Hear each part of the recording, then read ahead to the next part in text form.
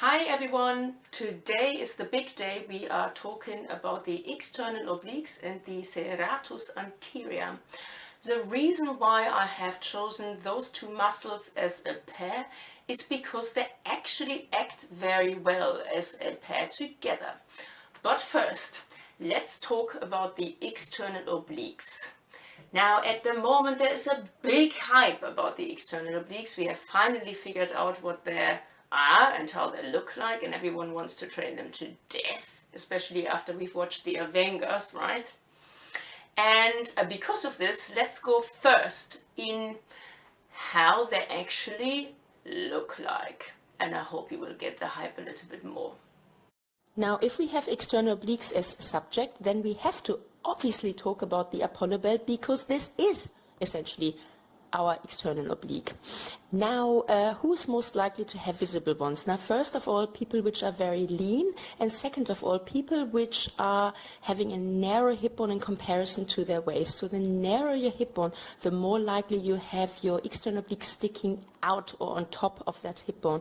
As you can see, Christian Bale has a smaller waist in comparison to Brad Pitt, and therefore his external oblique doesn't stick out quite as much as it does on Brad Pitt. To give you a more extreme example, Beyonce has very large hips in comparison to her waist, and even though you can see that her external oblique is very well developed, it doesn't stick out at all because her hips are larger in comparison to her waist.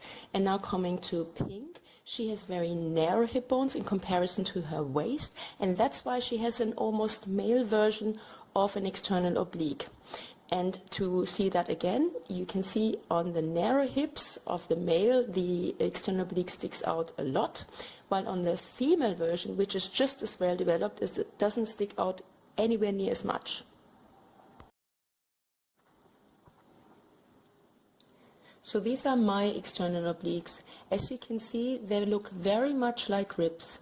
Now the upper part is the rib-looking part, and the lower part is a little bit thicker than the upper part. To show it to you from my side again. So this is the lower part, and this is the one which essentially on a male creates that V shape.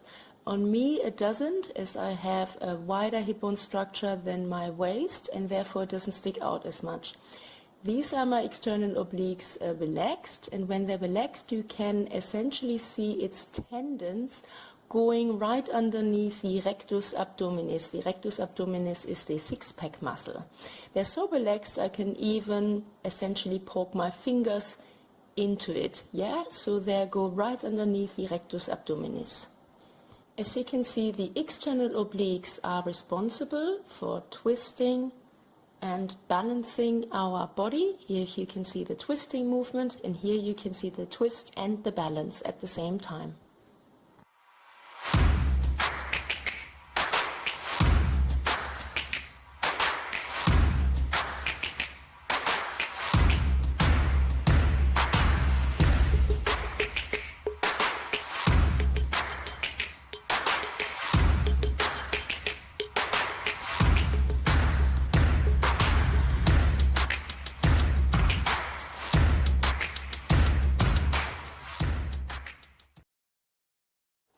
In sports, you will find those twisting and balancing movements of the torso whenever you essentially throw something around yourself, and that would be something like basketball, baseball, bowling, spear throwing, tennis, golfing. I could go on and on. In everyday life, it would be something like gardening, shoveling, wood chopping. Yeah? Just imagine whenever you twist your torso or you're being made out of balance. That's when you use your external oblique. The other thing the external obliques do is to keep our torso straight and stable and to extend and bend it.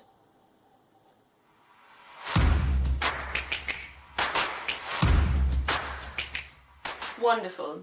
Now that we know what those muscles are there for and what movements they are performing, you are probably wondering, do I need to start playing tennis or golf or basketball or baseball?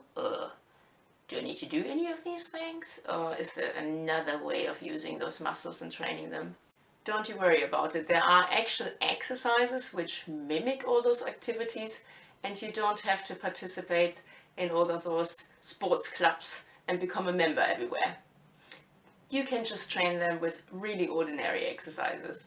And for that, let's check out then how we can train those muscles other than tennis, baseball, basketball, golf, or bowling.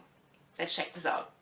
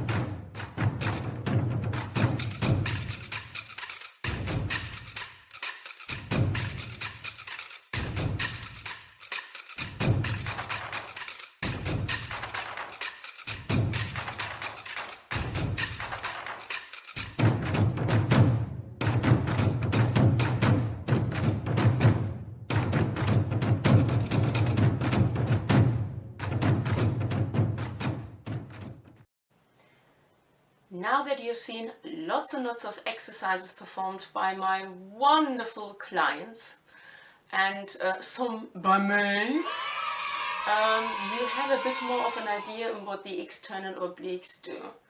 Exactly, they twist our torso, they bend and extend our torso, and they're also very much there to essentially keep it stable. Now it also depends on what type of look you would prefer. Let's say you've become really lean and you're very interested in how your external obliques look like. If you focus more on strength, such as you being a CrossFitter or Olympic weightlifter, then your external obliques will obviously grow in size and your waist would be a little bit wider. If that's not really the kind of thing you are going for, then you would focus more on body weight exercises, or you would focus more on smaller kettlebells, smaller kettlebells and higher repetition with them. So if you compare, for example, a gymnast with a crossfitter or Olympic weightlifter, you see what I mean. So if you wanted to be lean and narrow, and you're also more the type of that, then focus more on the body weight exercises and the higher reps and smaller weights. If you wanted to be larger in size, I recommend you focus on strength and very heavy lifting and heavy weights and fewer repetitions, obviously.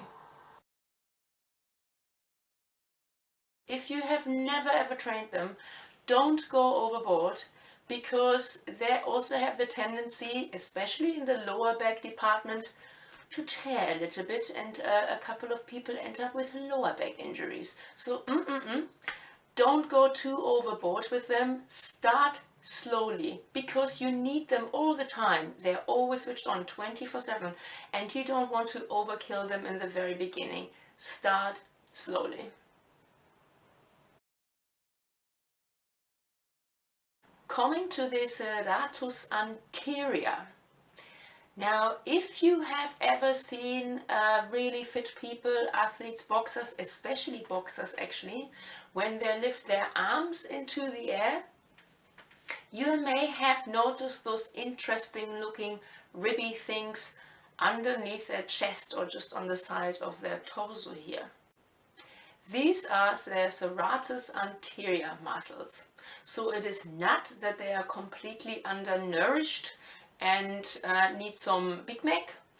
It is because they're so ridiculously well trained that those muscles are essentially porking out. How do we train those fancy muscles? What are they there for? And how do they actually look like?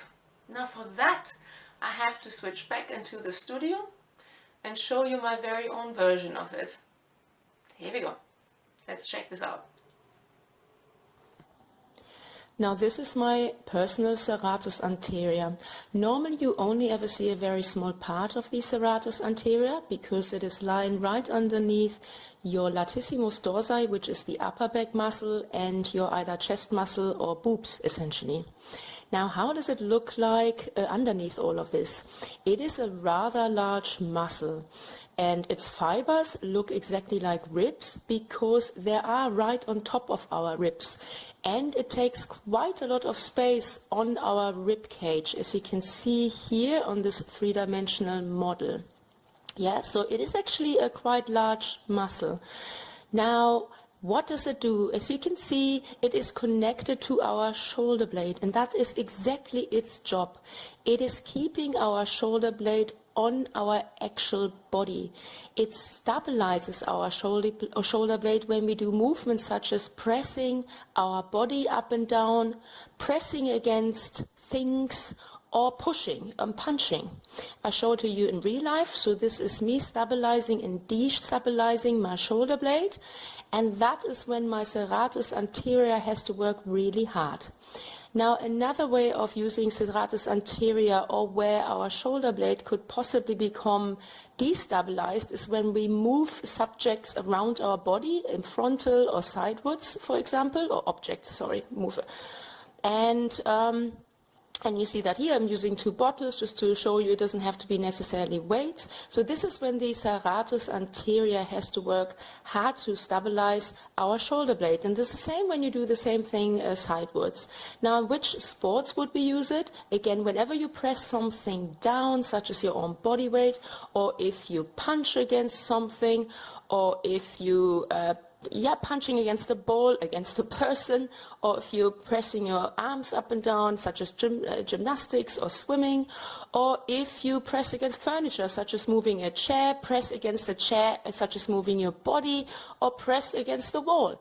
That's when your serratus anterior has to work hard to stabilize your shoulder blade. And how can we train that if we find ourselves with winched shoulder blades and want to train our serratus anterior? Now, a way of doing that is to stabilize and destabilize, let's say, on the stairs. Or if you're more advanced, you can do the same thing with your full body weight. Stabilize and destabilize your shoulder blades.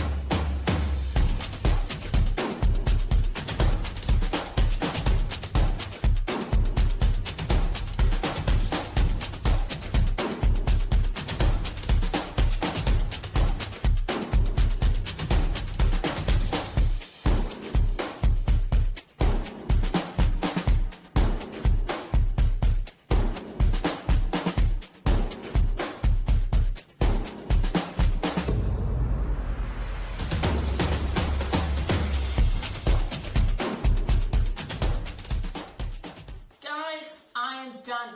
Do you have any idea in how many times I had to do all of these freaking exercises today? I'm exhausted. You can train yourself now. Or look someone else up. I'm done.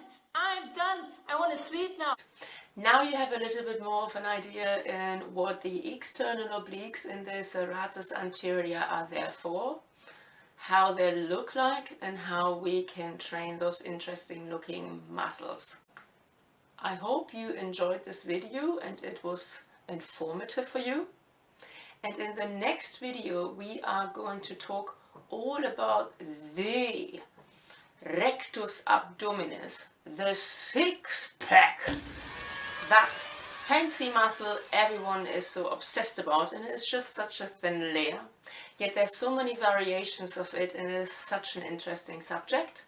And I think this is when we also go very much about the looks of the core, etc., etc. And I cannot wait to talk with you about the next core subject, rectus abdominis, such as the six-pack, the eight-pack, or whatever many packs you want to have. I can't wait. Stay tuned, enjoy your day, and see you next week.